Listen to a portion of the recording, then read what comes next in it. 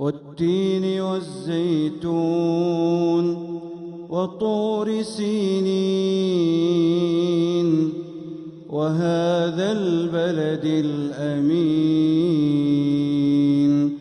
لقد خلقنا الإنسان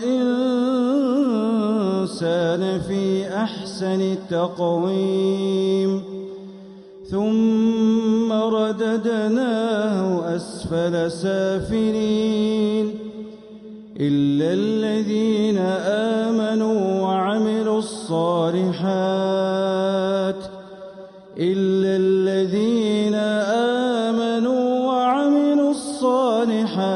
فلهم أجر غير ممنون فما يكذبك بعد بالدين أليس الله بأحكم الحاكمين.